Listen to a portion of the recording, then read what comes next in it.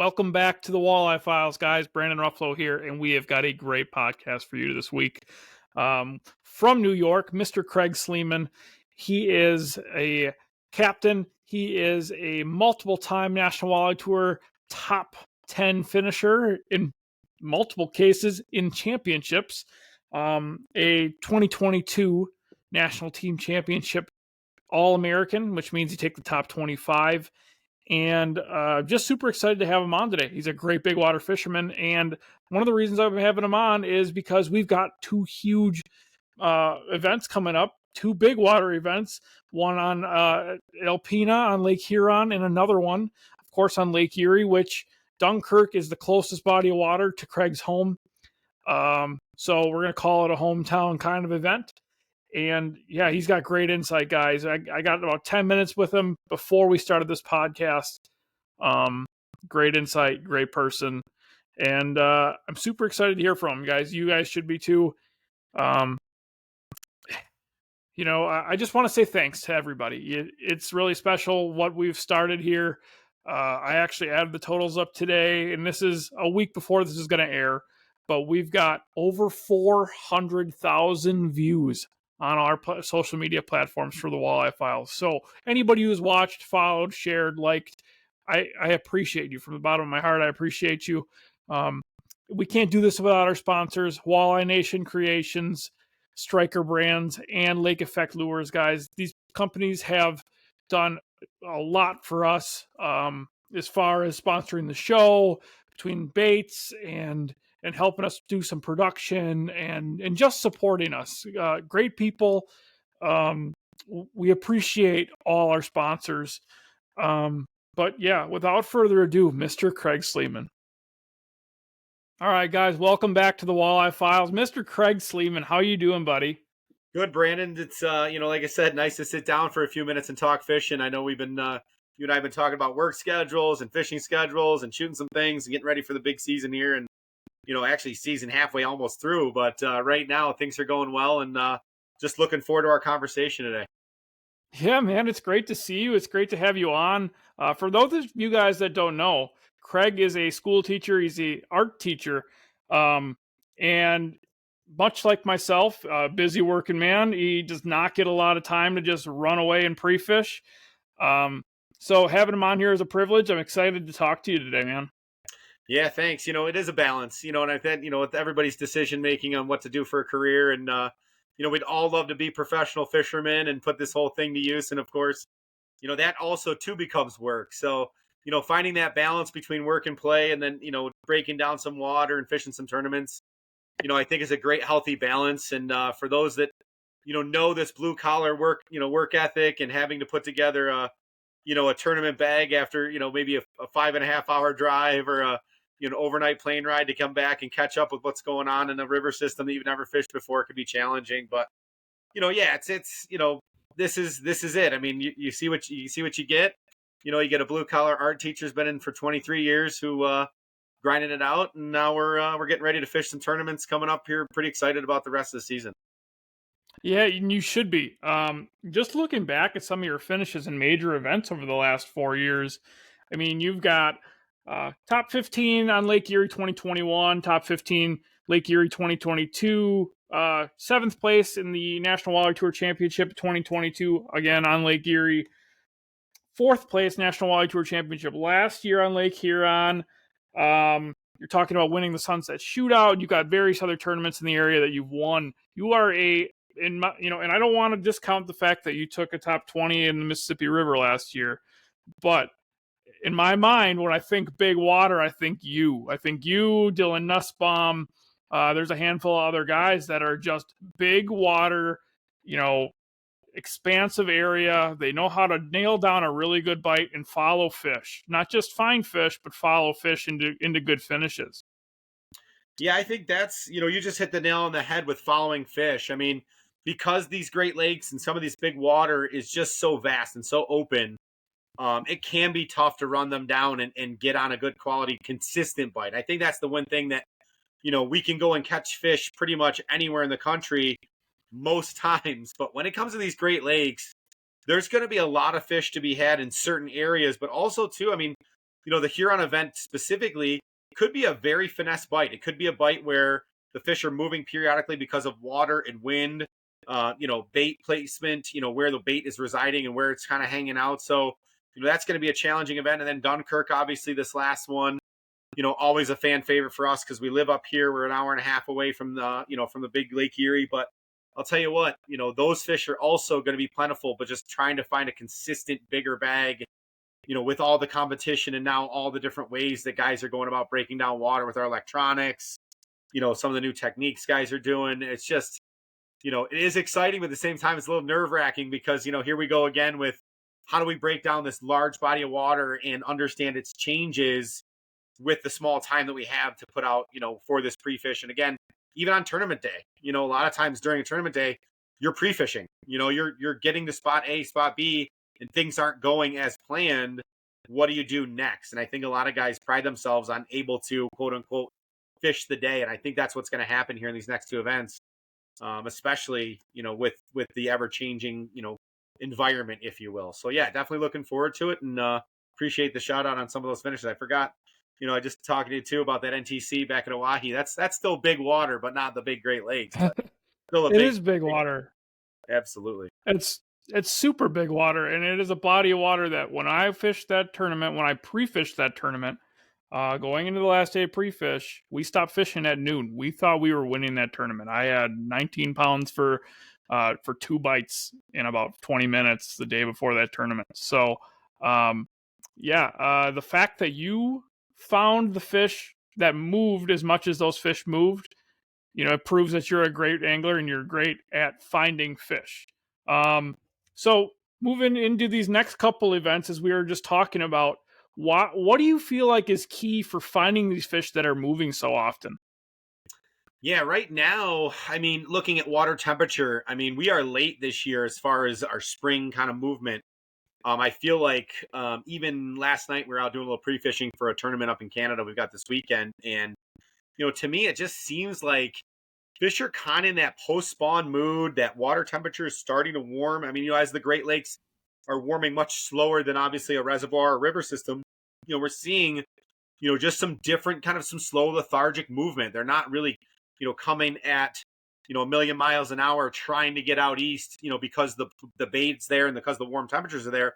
It's still real comfortable back home. This post-spawn area, especially in that western basin around the islands, if you're talking Lake Erie, some of those areas that these fish are residing in those winter months, they haven't really gotten to that point where the fish can't live there yet. The bait's still there. The temperatures are still there. The currents are right. They're going to stay for a while until things get uncomfortable. And I think that's also happening, up in Lake Huron. Still pretty cold. Saginaw Bay, obviously holding a ton of meat fish or, smaller class fish, not so much tournament fish yet. But, those northern, the islands up by Scarecrow, the islands up by Thunder Bay, getting around the corner, even going further north, that's going to be a challenge with that water because it is so temperamental, if you will. And that's kind of what happened last year in our championship is we had such, an in one day out the next temperature. I think we're going to base a lot of our starting points, based on temp and where those bait fish are going to be residing again, maybe somewhere those big fish are getting to. Yeah, I agree. I think the guy that wins this next tournament, and honestly, both the next 2 tournaments, is the guy that may not find the winning fish in pre-fish, but the one that finds them on day 1 and sticks with them on day 2. It's not necessarily finding the winning fish in pre-fish, but it may be finding the winning spots in pre-fish, if that makes sense. Yeah, just finding, I think, those ingredients of what looks right, when it is right, being able to capitalize on the bites that you do get. As we know, there's plenty of 3 to 5 pound walleyes right now in Lake Erie. Lake Huron, obviously, in that 3 to 4 pound range, pretty average right now. A 5 to 6, even 7, 8 pounder would be awesome. Put a bag of 5 of those together. But yeah, that's just it. I mean, landing on those fish, and with the time that we do have on the water, it's different. I mean, pre-fish, you can go sun up to sundown and put a 12-hour day in and feel really good about the 8 or 10 fish you caught. But really, if you fish tournament hours, how many did you really catch? And so that's a part of the puzzle too, that you're trying to create, proof of life, proof of concept, and then catch rate. Can you catch them fast enough for how long it takes you to get there? Does the wind blow? And how long is it going to take you to get back? And that was a big challenge last year that I think, is all part of being on that tour is, making good decisions. This happened this last tournament up in the Mississippi where, you could lock up, lock down, and it was one of those, some guys got stuck and didn't make it back because of barge traffic. And so, we're not going to see that here on the Great Lakes, but, we get some pretty treacherous winds. I mean, even today, we had gusts up to 40, and I'm looking at the buoy, and that means, we've got 4 and 5 foot waves at the buoy, which could mean 6 to 8, and so, understanding that, weather patterns play a huge role in where you can get to and where you can fish and how it positions fish, especially on some of that deeper structure, will also play a major role. So yeah, I'm looking forward to that challenge. The home curse, I believe in it. It's sometimes tough. We're going to get a ton of information. We can share some information, obviously, before this one in comparison to the championship last year. But, with that being said, you kind of have to weed through guys that are out there fishing in charter bites with sometimes 12 and 14 rods are a much different catch rate, and probably keying in on larger schools of fish. With our little 4 rods that we get to troll through or, cast with or put out some other ways of catching our fish, we've got to also think about catch rate. And so that could also play a major role in guys being misled and misthinking that, oh yeah, if I just go out here to, 80 feet of water, my fish are down 40 to 60, can I catch enough, to have 5 for my 30, 32 pounds, which I think is going to be a good, a great weight for that Dunkirk event. And I think, 22 to 24 pounds would be great, I think, for Huron. I haven't fished there yet, but I've got some guys fishing the Michigan Walleye Tour coming up here pretty soon. And they're saying that, things can be good some days and then really bad the next. So that's also going to be, something to look at, looking at some of these other tournaments to see what that poundage rate for some of those winning bags is. Then you can kind of gauge what you have to catch to make it work. Yeah, I totally agree 100%. I think more than anything, we've talked about it on this podcast before, is that decisions are everything. This is not a baseball game where just clean play wins you games. This is not a football game where maybe necessarily the better team always wins or mostly wins. This is a game of decisions, and it's basically high stakes gambling. You are putting your money down, saying, I am good enough to do this. And then, you got to go out and execute. Absolutely. I couldn't agree with it more. And, that's the level of competition too that we deal with is, these guys are so good. Some of these full timers and some of these guys that have a little bit more experience. And I think that plays a major role in their decision making. And, it's tough to compete, but at the same time, there's still that sliver, there's that, that southpaw, shot in the dark, coming out of the bullpen type that you could land on them and you could get them. And I think that's what keeps us coming back, right? It's like my dad, when he plays golf, he may not have a great round, but he hits 1 or 2 birdies or gets a really good shot. He's like, I'm good at this. I can come back and do it again. So, I try to relate fishing to golf. You know what I mean? But, yeah, I mean, too, looking at, past practice in some of these tournaments, I'm looking at a tournament this weekend up on the Canadian shoreline called the Budweiser Shootout. And they have a league tournament that goes on during the week, right? So this past Thursday, it's a 3-fish weigh-in, and I think it was over 24 pounds that won that Thursday night league. So that's an 8-pound average. Now you take that 8-pound average, and in this tournament, it's called the Bud 4, so we've got to catch 4 fish. You're thinking, if you're going to have 8-pound average, you're looking at 32 pounds with 4 walleyes. And this legit scale. This isn't, catch, photo, release. Which I'm seeing these inflated weights from Montana, some of that other stuff, which is cool to see. But at the end of the day, we know, that some of these fish are 10, 11, not 14 and 15 pounders. But anyway, I think a guy's got to go out and really, try to understand too, a no-call event versus a culling event versus, 4 fish versus 6 fish. What are you shooting for? And does that change the way you fish? I mean, I don't have to get 12 bites to catch my 6.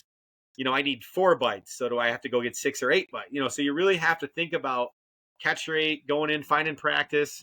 And I think that's going to play a major role in these next 2 as well, because Huron is going to be a culling event, which to us doesn't make as much of a difference. But even Dunkirk is a 12-fish no-call New York State waters only tournament. Yeah, so that's a big difference. That is a big difference. That does make a big difference. So if you have a 5 or 6 pounder, you're hoping to catch 7s and 8s. Can you catch 6? I don't think in New York State right now, but somebody's going to prove me wrong. You can go catch 5 8-pounders right now.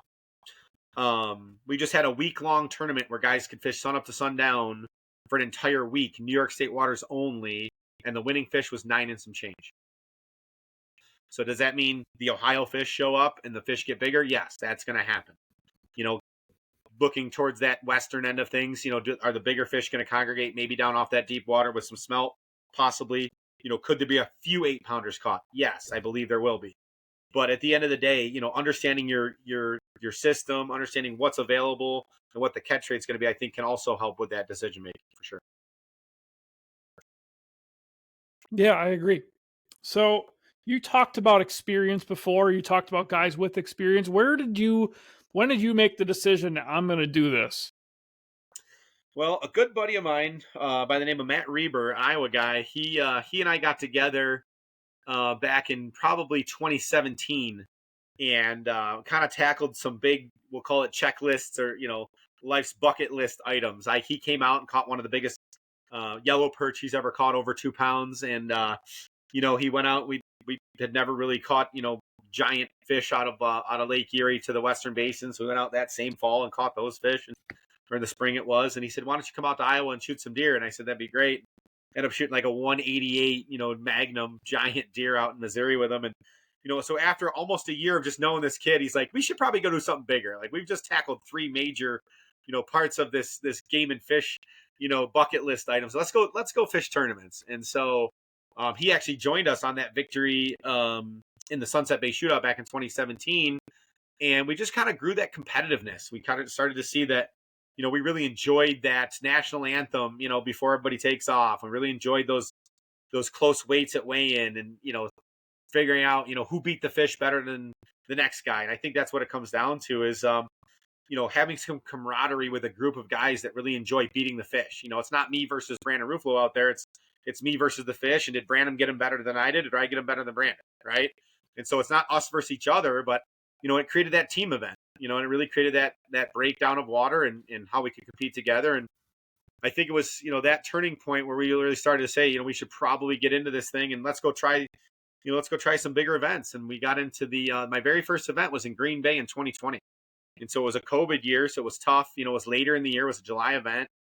And, you know, we struggled for bites. You know, obviously, you know, Sprengel and Hoyer and all those guys had great boxes, great fish. But, you know, we really enjoyed it. We were finally to that level where we felt like we could be a top 35 guy and compete against the 110 at the time, maybe 120, you know, when we got some really big fields there. But just, you know, having that little bit of a taste of what it was like to have a little bit of success just kept kind of, you know, leaking in, and then continuing to have some local success here, you know, gives us that confidence that we can go out at that national level and make those decisions and do the right thing to try to get, you know, a top 10, a top 15. And we've done so. You know, we've done okay.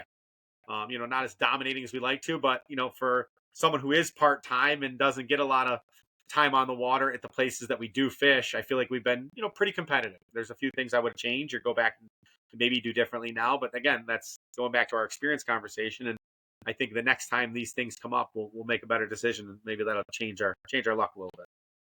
So that first event in 2020, that was your first event as a pro? So in 2020, I only fished a couple of the events because of, you know, obviously with work relationship, having to make sure getting back to school and teaching. But fished the very first event in Green Bay and then went on to fish a couple of other events. I'm trying to think in 2021, maybe hit 1 or 2 events. And then started full time in 2022 as my first full year, you know, on the tour trying to qualify for the Dunkirk event, which again, we consider to be our home water. So that was kind of the first full season. And then unfortunately in 2023, my mom got sick and I stayed home and spent some time with her and, you know, was able to help her carry out the rest of her life before she passed. And my dog's sitting here barking and obviously approves of all this, but it's all good. We love dogs on this podcast.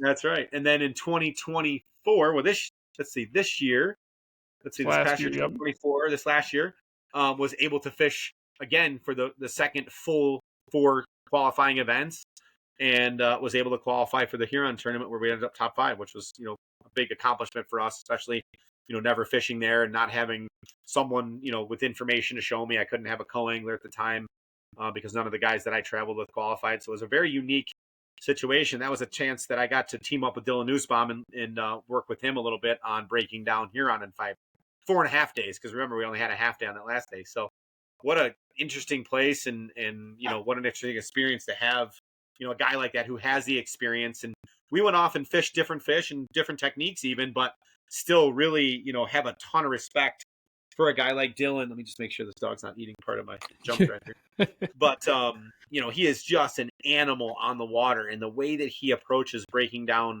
using his Google Maps, using his Navionics, using his Garmin's, using, everything is electronics for that kid. And man, when he gets around fish, he can put them in the boat.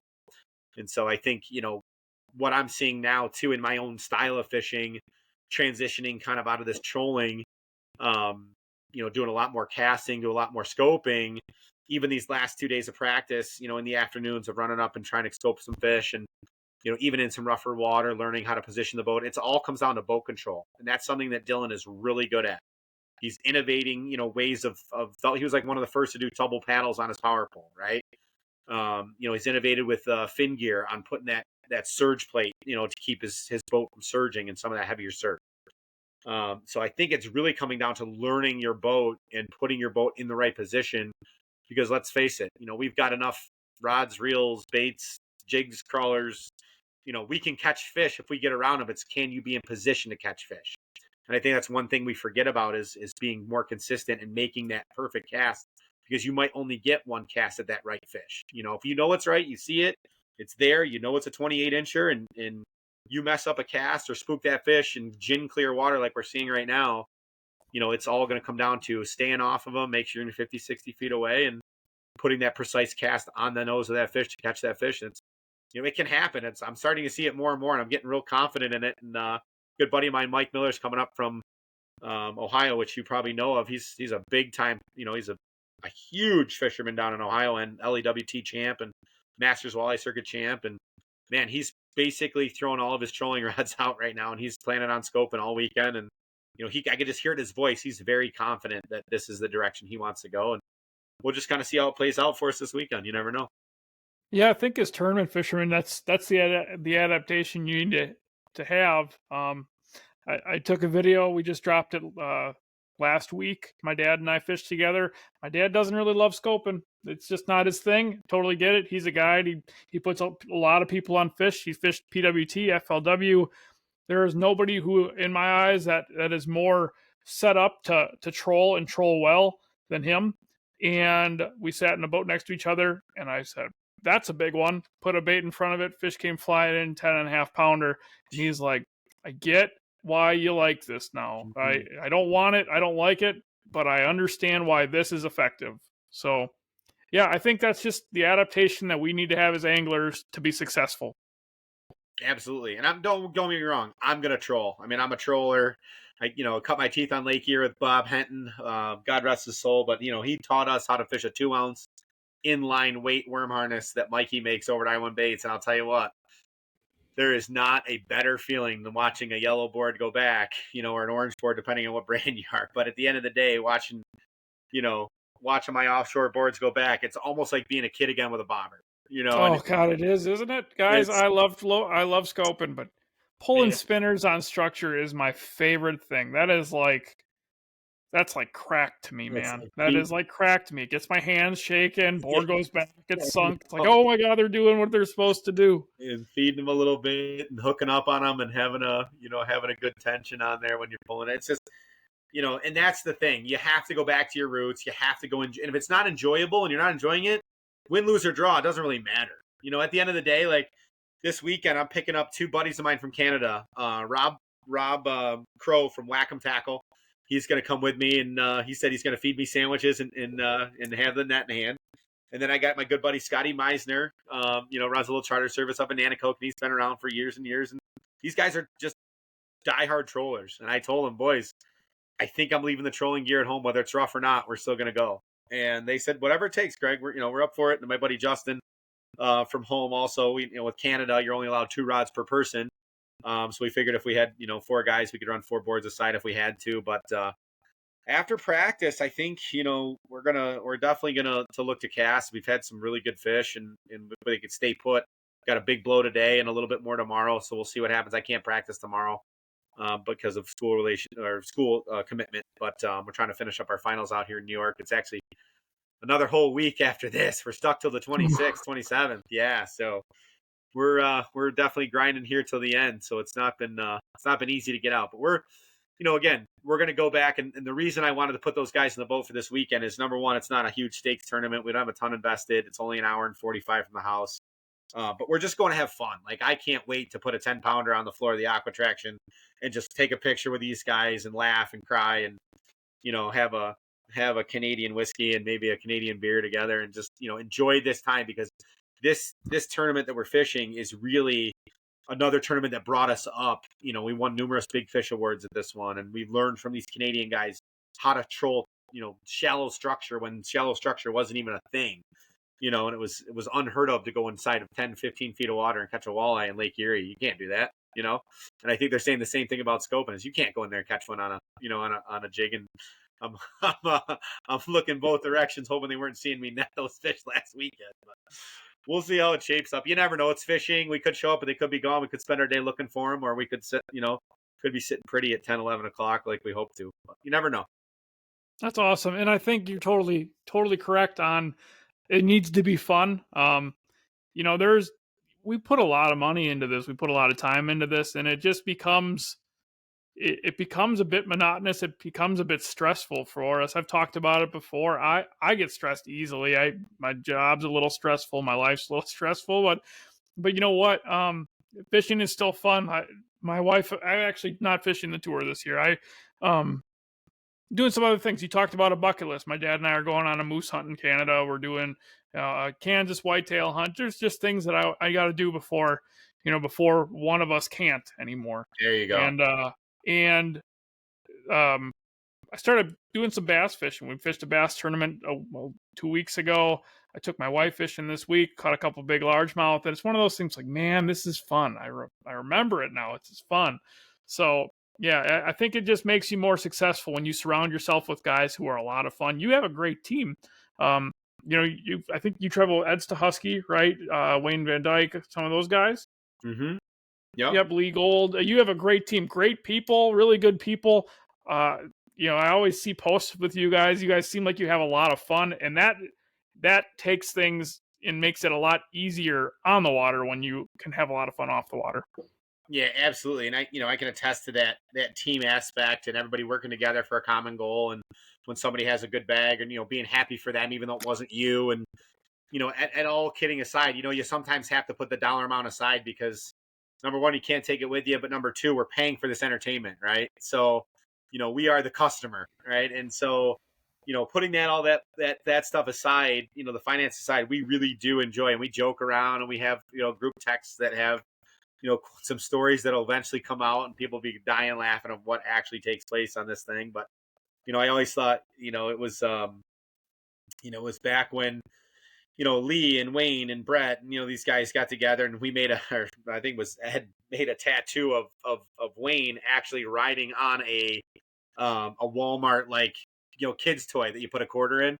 And so he was there with his granddaughter, showing her how to ride it or whatever. And so, we all got these, temporary tattoos and just stuff like that rolls is why we really do it, for the laughs. And again, like you said, got to enjoy it, fishing some bass stuff. I'd love to jump in one of these local Wednesday nighters and go try it, jump in with a guy that knows what he's doing just to learn and see. Cause I think sometimes too, remember, how much do you learn fishing other species, right? So much. Oh my God. There's so much out there where a guy can go and learn, a slip bobber technique for a crappie and be like, dude, I got to do this for walleyes. Or, a casting technique for smallies out here where they're moping them or scoping or, doing this, doing that. It's like, holy cow, I've seen my walleyes do the same thing. They're just not here, but I'll bet you that works. And even some of this big swim bait stuff. I got guys that are bass guys that are like, dude, you got to throw these big swim baits to catch these giant walleyes. I'm like, whoa, tell me a little more. Like what, where can we dive into and build our bag so it's more diverse? So we see a situation, where they've got catchable fish, but they're just not biting the same old stuff that we've always thrown them. What can we do different? And that could be a learning curve for sure, finding some of those other species. Yeah, I think if you're not learning, you're not progressing. Absolutely. And I love, like I said, going back to like H2H, watching some of those guys, our buddy Damon, he's constantly trying to evolve and learn. He's one of our co-travelers this year. So going back to the team conversation, having those guys being at these levels, we've got probably more help than we've ever asked for. And it's just so nice to have guys that are bringing in these different experiences from different parts of the country and saying, hey, I've been here, I've done this, I know this. And that's, again, why I'm so excited for these next two. Brett and Wayne both reside, near Alpena or in Alpena area. Brett's from Adrian, but has family up there. So he's out practicing right now for the Michigan tour. And so he'll have some good info. And same thing with Wayne. He's won big tournaments up there with Eric Carlson and some of those guys, NTC guys. And then obviously over to here, I mean, the tour, the PWC, I think had come a couple of times. The Masters come a couple of times to Dunkirk, but the championship only had 40 boats. So the rest of that field of 80, 90, whatever we're going to get this year, locally, I think we're going to get quite a few guys jumping in. But, let's say we do have 100. There's only probably, maybe in that 40 to 50 guys that have even seen it, fished it. So that to me is also helpful when you get to some of these places of having that experience on this water, because when we go to places like, Sakakawea or, going out to Lake Sharp, I hadn't even seen a launch there, I didn't even know where to get gas, let alone go catch a walleye. But I think that's a challenge. That's the fun of the team. And, putting a big circle, I think this is an experience that, like you said, we're not going to have forever. Right. So we got to do it while we can. And if we have the means to do it, I get great support from local sponsors like Doc's Tackle and, some of my guys that, I have a good friend, Dave Spencer, that does a landscaping company that helped me out this year financially with, an entry fee, and, having guys like the Ternoises and those guys helping with fundraiser stuff. You just can't do this game alone because it is, financially draining, as you know. I mean, to have a competitive boat, have all the gear, have an entry fee. I mean, you're talking $5,000 every time you leave the door, for one of these events. For me to drive to South Dakota with a diesel truck and a Ranger boat, that's no summer stipend of writing curriculum at school. You know what I mean? So we have to have support. We have to have help. And we've been blessed with family and friends that really do see the true value in how much our passion is to catch these fish, and then also share it too. I mean, you share it with a lot of your guys with your videos, and your podcast is a sharing thing. And I think, with events coming up, like take a vet fishing over at the Western New York Heroes, we've got a group from Innovative Outdoors, Jim and Diane Steele. They do probably 100, 120 veterans on the Friday, the 27th. It's going to be an unbelievable event with lunch, and we get to take 2 or 3 veterans out and catch them some walleyes. The DEC, New York State DEC, comes back and cleans the fish for them. So sharing that. We just did also a kids tournament, right, this last weekend on the Dunkirk Pier. So anytime we can give back, we see that twofold, I think, in the return on this big investment, this big game. Yeah, I think events like that can only help, right? They only help grow the sport. They only make things more enjoyable for everybody else, and they only make us as anglers shine higher, brighter in the spotlight, I think. Absolutely. No question. So, you haven't been fishing the National Walleye Tour for a long time. Do you have any big influences as far as why you're fishing as a professional, other than Matt? So our good late friend Bob Henton was a PWC guy and an NWT guy for a long time. He was out of Pennsylvania, and he was just a good old boy from PA who just gave us the confidence that we could fish at a level above and beyond, and make those decisions when needed, and be on this big, we'll call it big stage, and I think he was a big reason why, we just said, hey, his life was kind of cut a little short, and it's time to go. It's time to move, and we're going to go and do this. So, I think when you learn from guys like that, and, older guys like John Wilbur, and, remember, we cut our teeth over here in the Finger Lakes, and we had a lot of influences of local anglers that were just good local anglers. They never got a chance because there was nothing for them to go and fish beyond, Saturday morning with the boys and a cup of coffee and a 6-pack of beer, so, at the end of the day, I think because we've been given so many great opportunities to compete, and that there's, multiple tours now. You've got Michigan, you've got the AIM, you've got NWT, Masters, if you qualify and get in the NTC, there's a lot more going on now. And I think even the local tournaments are getting, I don't want to say overwhelming, but, it's getting a little saturated. There's, you got Loot. You've got, now we've got 3 or 4 popping up outside of the major 3 or 4 we had in Lake Erie on the Eastern Basin. We've got clubs that are starting to dissolve and go in different directions and start their own tournaments. So, really around here, there's so much opportunity. It's actually overwhelming, and to the point where you just can't do them all, what you want to, but you just kind of have to pick and choose your battles, and I think by having, a guy like Bob and a guy like, Jim Steele and those guys that, develop these, love and passion for competition, finding the right ones, find the ones that fit your, obviously, financial situation, but also too the level of your fun and stress level or balance, then those are the ones for you to go try and do. And I think once you get to it, it's pretty wild, and I think you'd enjoy it. Yeah, I agree. We've got some great clubs around here that were, that's obviously my dad and I fished together, watching him fish as a professional for a long time. And then that's where I started. I had a couple years in local clubs and just worked my way up. And when I felt I was good enough, I decided to hop in. Actually, I hopped in. My first ever one was the same one that you did. It was Green Bay. Okay. So yeah, it's kind of wild how that all worked out. Awesome. I'm glad I did well on that one, because I don't know if I ever would have done another one if I wouldn't have. But Right. What's the best piece of advice that you've gotten over the last handful of years, as far as not, it can be as an angler, on or off the water? My travel partner, who Mike Urema, he was just such a realist, and putting everything in kind of the big picture perspective is what I learned from him. There were things that I thought mattered that really didn't, and it might have been his role as a police officer and his service of 25 years to the Syracuse City, but he would put things in such great perspective.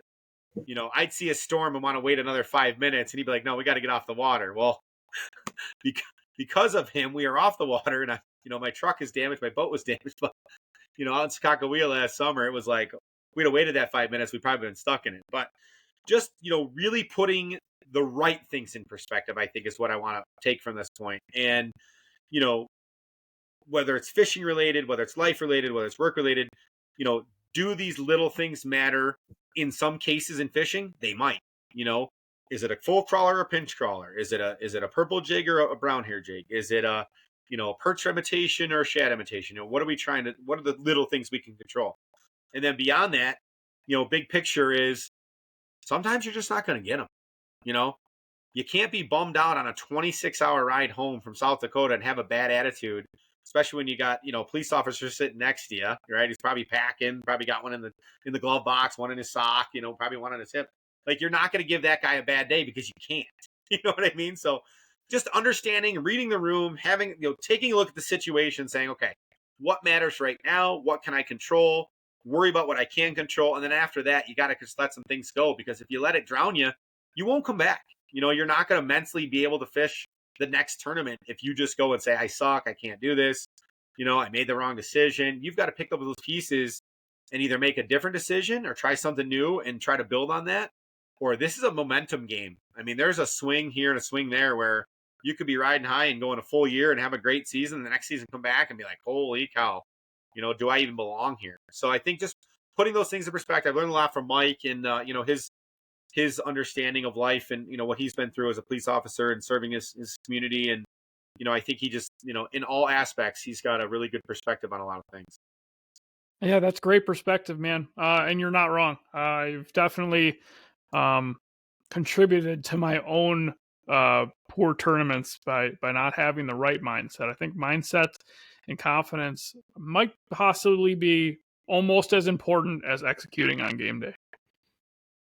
Yeah, I mean that's something that I'm trying to get better at. When you put yourself at a level that you thought maybe you could be, but you're not yet, and then you show the results that you're sort of there, but not. And, I think that hits it right on the head. I mean, we wholeheartedly feel like, we can catch fish if we are around them.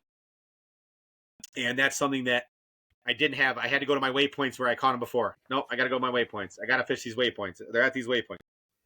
And once I talked to Lance Valentine, a good buddy of mine too, who does a lot of education in the walleye world and is just one of my idols too of all time as far as just decision making, helping me. I can hear his little voice once in a while about making decisions. But, what do we know? What do we have in front of us? And then going from there. So 100% couldn't agree more. Do you see any special changes over the next couple of years in the walleye world? Guys talk about forward-facing sonar. Guys talk about catch, picture, release, not catch, picture, release. Do you see anything special, especially on the national stage over the next couple of years? I think it's ever evolving. My biggest fear is, with the forward facing, is that if Garmin and Lowrance and Humminbird are going to be dumping money into these programs and into these events and sponsoring this stuff, how do you take them away, right? Slap the hand that feeds them out. As far maybe limiting things, if you could limit it to one, instead of having 2 or 3 in your boat or whatever, I think that's a cool thing. Trying to make I go back to NASCAR, right? Here's the same car, the best driver wins. In some of this stuff, the fastest motor gets you there, the best, 4 electronics, 4 transit, maybe it helps, maybe it doesn't. But a guy still has to go be able to catch and actually finesse and sometimes, have that skill set of putting fish in the boat. So I don't see any major happenings in the next 2 to 3 years. I think maybe down the road as we see it evolve and see what it does and how it affects maybe the environment or, this catch, photo and release, is that affecting, are the fish that we're catching affecting the spawn rates and the amount of fish that are in the system? I mean, now that we have better data and we can track and put telemetry and put tags in them, I think we know a little bit more. But at the end of the day, I think we have bigger problems with, who's polluting the water and who's dumping this. I mean, I don't think it's the fishermen. The fishermen are going to be your biggest conservatories, right? They're going to be the people that want to conserve the fish because they're out there to be caught. And if I don't conserve this school of fish and don't put some back, well, then my grandkid's not going to be able to catch the 2.5-pound perch that we catch in Seneca Lake, in the Finger Lakes. Like, he's never going to have that opportunity because years ago, guys took way too many fish and there were few fish to catch. And now that cycles come back, we're starting to see more and more. So, I don't see anything major. I see obviously an increase on catch, photo, release. We're seeing that more and more, especially in club tournaments. Just saving some of the resources, especially now that we're catching maybe more than we used to. But that's something we're just going to have to wait to see what data tells us too. I mean, I work a lot with the DNR and the DEC here with a couple of guys. Jason Robinson's a great guy over in New York that does a lot of these studies. And I talk to him, hopefully more often than I probably should. But, what's going on? Where are these fish? He goes, guys, the fishermen aren't the ones ruining this resource. I mean, we've got, even the commercial guys can't hurt this resource right now. It's the bait, it's the pollution, it's the spread of disease. Those are the things, the aquatic, invasives that we got to worry about. And so I think there's a time and place for some of these changes. I think, we've got to look at some things moving forward, but right now I think we're a pretty status quo, just kind of how things are going. But I mean, the bass world, you're starting to see a little bit. So that may have a trickle down effect, moving forward, but we'll just have to see. Yeah, I like it. I agree. 100%. All right. Before we wrap this up, buddy, is there one thing that somebody can do, whether it's somebody fishing from the bank, somebody who's brand new into this, brand new into tournament fishing, myself, John Hoyer, doesn't matter, that, give me something that somebody can learn from to be a better angler? I always say, swallow your pride and fish with somebody for a day. Let someone take you. I'm always the guy taking guys, oh, come on my boat, come see what I do, come look at my electronics, this is how you do it, this. But I've actually started to open my page to, yeah, I would love to jump in and just swallow I know it may not be the way that I would do it, but I'm going to learn one thing from that person, whether it's how they tie a knot, whether it's how they position their boat. It might be just a trick at the launch of how they get their boat on, like just something goofy that you just have to put aside the fish catch maybe for that day. Maybe you don't catch a bunch of 30 inchers. You're going to have a time and place for that in your own program. But if you can take someone fishing or take the time to fish with someone who invites you, should probably do it. Whether it's salmon, whether it's bass. And I got this guy today. I was down at one of my guys there, Doc's Tackle. And he's like, hey, man, I really need to learn how to drop shot. I go, awesome. I need to learn how to swim these giant swim baits. You guys are catching these giant bass on. So last year I went out with these guys, these bass guys, and let me tell you something. I had a riot. We caught bass. We caught pickerel. We caught everything but walleyes. But I did learn some flex about some rods would better. I should be throwing this on 20-pound mono instead of braid. I should be tying the knot this way. This is a swim bait that I would work in 3 to 5 foot of water. This is a heavier swim bait for 5 to 10. Like, just little things that I think we pick up on that we forget because we're so concerned, like, it's got to be my boat, it's got to be my equipment, I got to do it my way, or I'm not going fishing. But learning from other people, I think, is huge. And if we can spread that, I mean, not only is the fishing world a better place, but our own program becomes better because we've gained that little bit of knowledge, I love it, man. That's perfect. Well, Craig, I appreciate you being on. We appreciate you for being on, guys. That was some fantastic information. Make sure you jot that down because I 100% agree. I'm a little bit of a control freak when it comes to getting in my boat or somebody else's.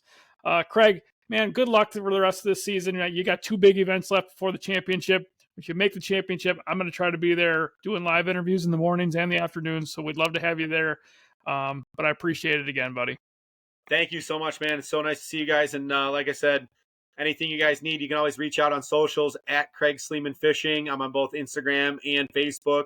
If I don't get back to you right away, I'm probably on a floor or probably landing a fish somewhere, but I'd be happy to chat. If you guys have any questions, no problem at all. Awesome. Hey, guys, make sure if you enjoyed this podcast to like, follow, and subscribe to Walleye Files, YouTube, TikTok, Facebook, Instagram, and Spotify. We appreciate it. Thanks for watching, guys.